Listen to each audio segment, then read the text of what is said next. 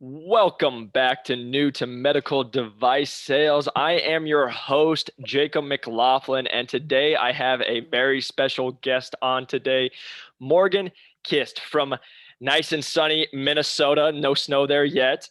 and super lucky to have Morgan on here. She was one of the people I reached out to when I was breaking in. She gave me such great advice and was just super sweet and really helped me understand more about medical device when I was trying to learn and get into this journey. Morgan has been in the industry for about 6 years now. She's been able to have a great amount of success in it while also working with a variety of companies. Currently, her role is with Exonics. And Morgan, welcome to the show. Thank you very much for having me. Yes, so thankful that you're able to jump on. Hope you're staying warm in good old Minnesota today. Trying to, yes. So Morgan, let's just jump right into it. Can you kind of tell us a little bit about your job currently, Exonics, and what you sell and what you do there? Yes, so my company is called Axonics. It's a younger company. We're small. We just have one product line. It's called sacral neuromodulation. It's for patients with overactive bladder and incontinence. So they're going to the bathroom more often than normal, or they have an urge to go and they don't make it to the bathroom in time and they're leaking. So they get our device implanted to kind of regulate things and return to normal. I love it. I love it. And how long have you been with them? I've been with this company for about 1.5 years now. Okay. Yeah. I love it. And you worked at, was it 2 previously before this? Yes. Yep. Okay. 2 before this was Abbott, a big company, and prior to that, Coloplast, kind of a medium-sized company. Yeah. And is it okay to ask why you might have moved from like a bigger company like Abbott to a smaller company like Exonics? Sure. So at Abbott, I was happy there. I actually wasn't searching, applying, interviewing, anything like that. Axonics came to me, and the idea of a startup was exciting. A new company with a new product that only had one competitor, and that device was ancient. Yep. So it was just an exciting place to be, to work from the ground up. And the people I met there seemed great, so I was excited to make the move. That's awesome. I love it. I love hearing, being able to see people make that jump and also just being happy with what they're doing. Yeah, for sure. Awesome. So one thing I want to touch on before we dive really too deep into it, it's like what we were talking on before we started recording, and it was talking about reaching out. Like I mentioned, I had reached out to you, and I asked how many people reach out to you. So I'd love to just have a ballpark. How many people do you think a month reach out to you trying to break into medical device sales, or just want to talk to you and learn from you? Yeah, I would say a month, probably 4. I mean, I went from nobody ever requested or messaged me to all of a sudden it felt like everybody was, and it was a consistent, like once or twice a week, someone else like requested me on LinkedIn, messaged me saying, hey, I'm a nurse that I'm trying to break into medical device sales, or I'm in business trying to get into sales, and they just want to talk over messaging or on the phone or meet up if they're in Minnesota, just to talk about my experience in medical device sales and how I got in and what advice I have for them. But there's been a lot. But I mean, it's good for them. I think it's a great idea that they're doing it. And I think a lot of people like to help. Yeah. So I respond to everybody. I enjoy helping them. I love it. And that's the thing I have mentioned on here is people do want to help. They want to teach in this industry, what I've learned from the sales rep. Yeah. Now, just touching on that, can you kind of go into detail? What makes people separate themselves? You know, like when you talk to all these different people, is there something that you're like, at the end, you're like, man, I really enjoyed talking to them because they did other things that some other people might not do? Yeah. I mean, they're all, honestly, a lot of it is just the way they carry themselves. I mean, they're all messaging me with the same thing. I want to get into medical device sales. Yep. And some have the background and experience that's going to help them and give them an advantage. Some don't.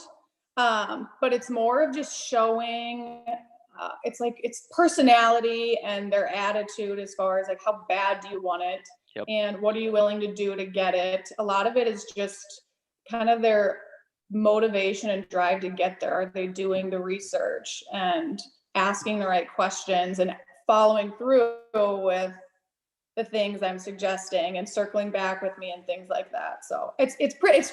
Once I've talked to them once or twice, I can kind of determine like who eventually is going to get it and who probably isn't. I love it. Yeah, and then I love that you said that though, is because it's like what we've talked about here on this podcast before. It's nothing new, it's nothing crazy. There's no magic tricks, right? It's just like you said, are you Right. hungry to get in? Do you have like that? Are you going to follow up, or are you going to do your research before and not waste somebody's time? Yeah. I love it. Yeah, for sure. So getting back into like our real questions of like medical device and going in that. Can you go into detail about why you decided to choose medical device sales as a career? Yes. So growing up, my dad was actually in medical device No sales way. in spine. And so it was kind of always in the back of my mind, seeing him go to work and love what he's doing. And then as I got older in high school and college, we had some family friends that were surgeons. And so I'd asked to shadow them in clinic, shadow them in the OR, just kind of get an idea of their career. So after that, it was kind of split between the two. Do I want to go into medical device sales? Do I want to become a surgeon? So then when I got to college, my first year, right out the gate, I was like, okay, I don't want to be a surgeon, going to medical school, residency, fellowship, all that stuff. So then the idea became a physician assistant, PA. So what I did was I majored in nursing because a lot of the nursing courses overlap with PA school prerequisites. And through the nursing school, I still kind of had med device in the back of my mind. So what I did was I took on a minor in business, and then I looked for an internship at a medical device company. Love it. And I searched and applied and interviewed everywhere. And there are tons of medical device companies in the Twin Cities, a lot that have internships, just none in sales. So the closest thing I could get was a marketing internship. Okay. With Coloplast, which I got the marketing internship. It was in their division of men's health surgery. Mm-hmm. So I was in office at a desk, but I kind of weaseled my way into talking to my colleagues to find out who the local sales rep was. So I reached out to him. We met for coffee, and I told him I was interested in sales. Would he mind me shadowing him on the job? So he let me shadow him. And then after a while, once I kind of learned the ropes, I started covering cases for him, senior year in college and over the summer, and decided I loved it. So I kind of put PA to the side and focused on medical device sales. But I mean, with that on the job, it's you still get the experience of working in a clinic or a hospital or the OR, like a medical provider. But and you still get the experience of caring for patients. There's just a lot of variety. I mean, every single day is different. Yeah. Where you are in your territory, are you in the clinic, the hospital, the OR, a meeting? And at the end of the day, you have so much freedom. You're kind of on your own, doing your thing, and you determine your own success. Yep. Love that. Which I like. Yeah. That's awesome. Yeah. And I love where you even say, where you got creative, right? Like that. And that's one thing I'm learning being in this job. You got to get creative, how you're like, hey, I could only get in marketing, but I used that chance to get in front of the sales rep. Just like, I know you have to use with doctors, right? You have to be creative on how you're getting in front of them. Yeah. Yeah. Got to find a way. I love it. I love it. So now talking about why you wanted to do medical device, can you go into just a little more detail on how you landed your first position in medical device sales? Yep. So I was doing case coverage for Coloplast, and I love the company. I love the people. I wish I could have stayed, but there obviously wasn't an opening for the sales rep position. The guy was still there. And at the time, they didn't have any kind of associate sales rep, junior sales rep, clinical specialist positions or anything. So Mhm. that was an option. So then I resorted to I Googled medical device companies in the Twin Cities, and there's an insane amount of companies. And so you start searching and you apply and you interview. But the thing with all of that is a lot of them require so many years of sales experience, which I didn't really have. I just had case coverage. So I think automatically my resume just kind of got filtered out. Mhm. So then I was on LinkedIn trying to connect with people at different companies. I joined I think it was a Gorilla Med group, Okay. like a medical device group on LinkedIn. But at the end of the day, what happened is on my LinkedIn profile, the nursing background helped as far as I have background and experience with anatomy, physiology, disease states, working in the clinic and hospital setting. And then my minor in business kind of helped with the marketing sales aspect. And then Yep. my internship kind of involved medical device sales. So I think with all of that, I just got really lucky. And the manager at my second company, St. Jude Medical, Mhm. which eventually got acquired by Abbott, messaged me No on way. LinkedIn. Yeah. And so that I got so lucky, and that's how I got it. We had a phone conversation, and then he flew to Minnesota to interview me. And then of course I had to interview with like one or two other guys, and then I got it. That's amazing. I love it. Yeah, you're the first person I've talked to that they reached out to you. That's amazing. Yeah, yeah, I was really lucky, and I don't know, I was just like you, I just going into it, I just made sure that like I did my research, I was overly prepared to stand out, and fortunately everything kind of came together. That's awesome. I love it. I love it. And so now that you're in, right, I would love to hear kind of about your first experiences, and just how it went for you. Because as I am learning, this is my 2-3 months on the job. There is a lot to learn. So I'd love to hear about your kind of like your first experiences with it. Yeah. Um, so my experience, at St. Jude Abbott, it was a big company. Hmm. So they had a big program, um, which it's gonna depend for everybody on the size of the company and everything. But so I went through a long kind of rigorous training program to begin with, as far as, after you're hired and onboarded, there's pre-training, and you have to go through a bunch of presentations and modules and stuff to prepare yourself to actually go to corporate training. And corporate training is where, like I said, you go through anatomy, physiology, the disease state, the product, procedure, selling, role plays, everything. Which is just kind of everything's thrown at you, but it's good.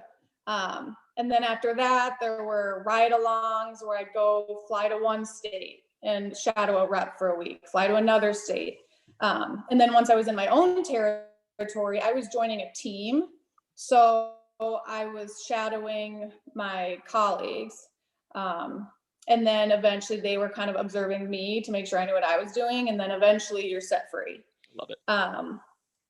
But I mean, once you're set free, it's just kind of a thrill. I mean, you're nervous, and you're going to show up to the hospital insanely early because you don't know where to sign in, you don't know where to change into scrubs, you don't know how long it's going to take you to prep the product and stuff like that.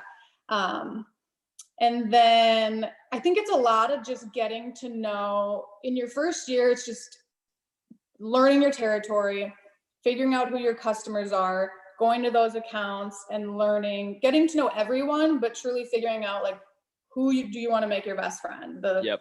person who's working with insurance, or the scheduler, or the certain nurse that works with your patients. It's a lot of just kind of figuring things out, and you make mistakes, and especially if they're in the OR, you will never make them again. But it's a year of just kind of learning and figuring everything out. I love that. That is Yeah. such great advice, especially like, I always just told myself, I was like, I always said, give myself a year because I'm like, it's all brand new. You go in, like you Yeah. said, you make the mistake in the OR once, you don't make it twice. You learn pretty fast. Yeah, no, 100% with that. And the thing I do just want to touch on for the listeners real quick is I hope you guys heard what Morgan said about she had to go to training. She had to learn anatomy. She had to learn the product. She had to go and learn all this stuff.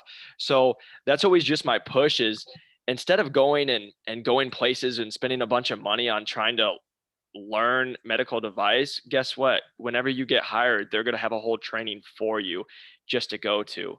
Um, and so that's one thing I'm just really passionate about is you guys, your job right now, if you're trying to break in, is to get the job because you're going to learn all this stuff once you get in because there's nothing you're going to say, even if you learned a certain technique, like it might not be valuable with your product. So again, doing the research and doing the homework of trying to break in and you're going to learn it once you get in. But I think Morgan did a great job of just saying the first year, as I am learning, I kind of describe it as like everyone said drinking from a fire hose. And I know you probably have heard that a million times.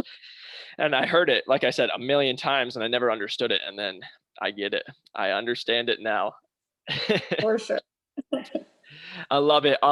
Morgan, I really appreciate all these like little nuggets that you're giving everybody. And I would love to hear what advice you would give to people trying to break in. And I'd like to do a split way because I haven't ever done this. I'd love Sure. to hear the people that might not have sales experience and then maybe the ones that would have sales experience. And are they the same? Is your advice the same to each or however it goes? So I'd love to hear your advice on that. Yeah.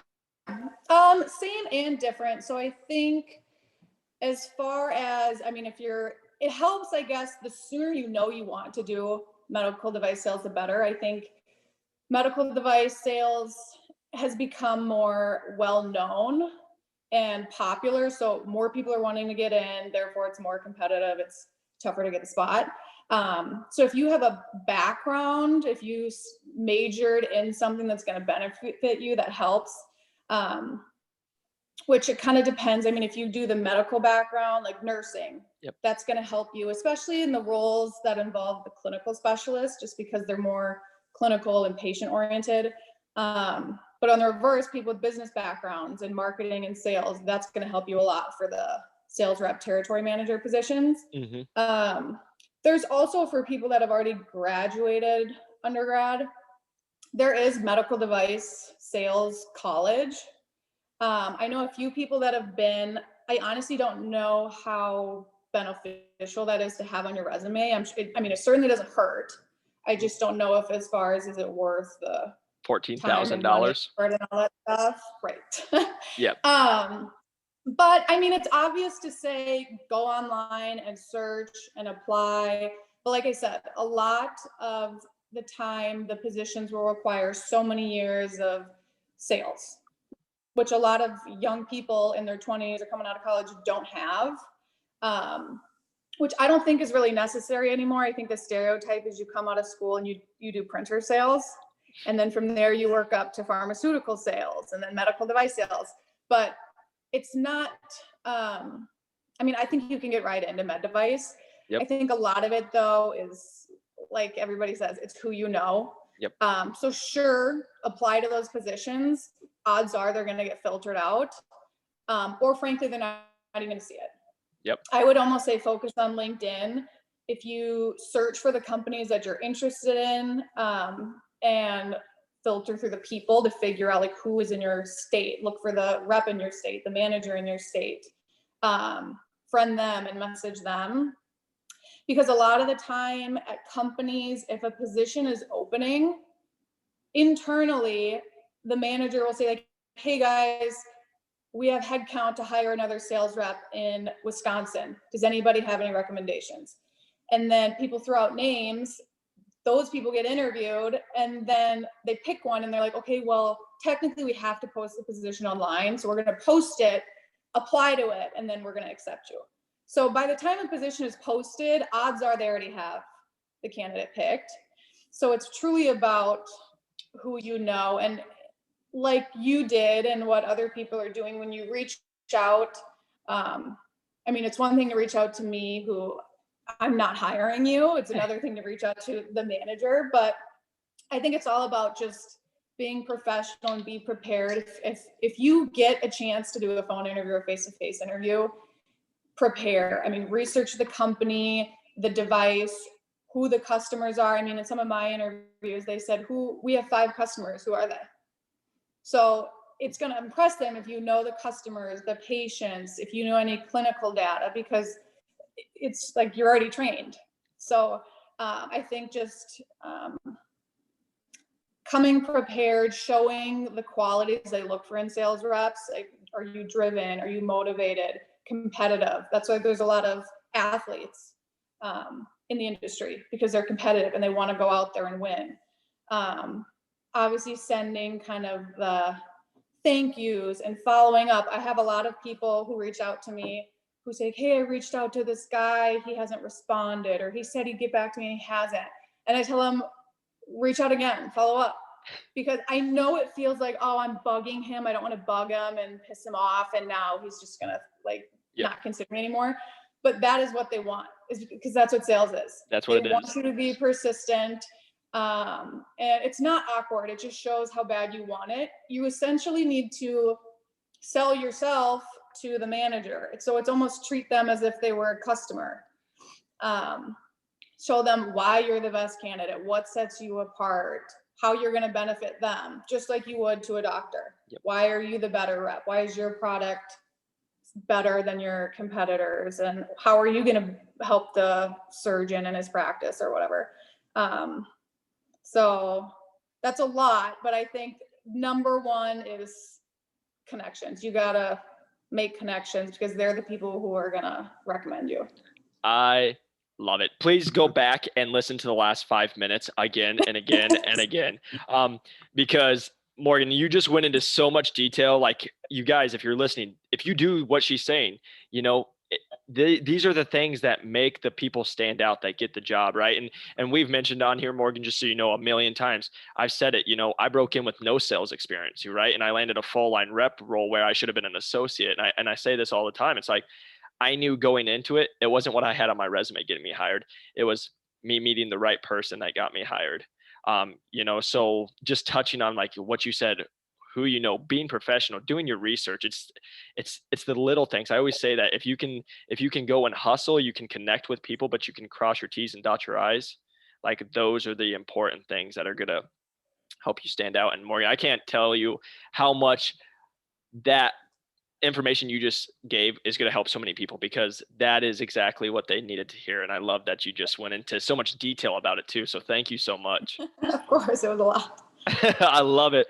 Well, Morgan, thank you so much for taking the time to be on here today. I can't thank you enough. Of course, I'm happy to help.